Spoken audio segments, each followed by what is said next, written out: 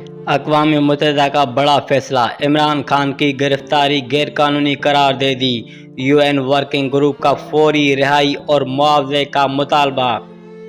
اقوام متحدہ کی ورکنگ گروپ برائے غیر قانونی حراست میں چیئرمین تحریک انصاف عمران خان کی گرفتاری کو غیر قانونی اور سیاسی بنیادوں پر مبنی کارروائی قرار دیتے ہوئے ان کی فوری رہائی کا مطالبہ کر دیا۔ یو این ورکنگ گروپ نے اپنی 99ویں اجلاس جاری کردہ تفصیلی رائے میں کہا ہے کہ عمران خان کو حراست میں لینے کا کوئی قانونی جواز موجود نہیں تھا۔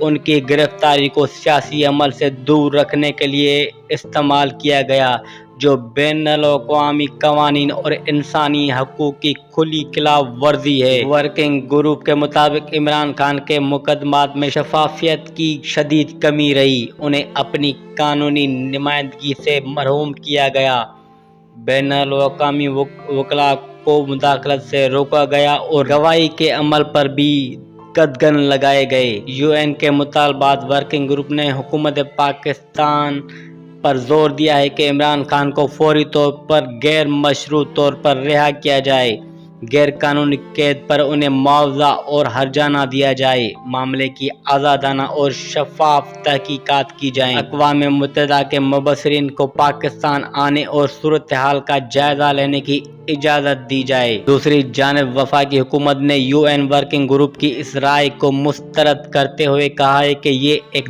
داخلی معاملہ ہے۔ وزیر قانون اعظم نذیر تارڑ کا کہنا ہے کہ عمران خان ایک سزائے یافتہ قیدی ہیں اور پاکستان کی عدلیہ مکمل طور پر آزاد اور خود مختار ہے۔ ماہرین کے مطابق اقوام متحدہ کی یہ رائے عمران خان کے کیس کو ایک بین الاقوامی معاملہ بنا سکتی ہے۔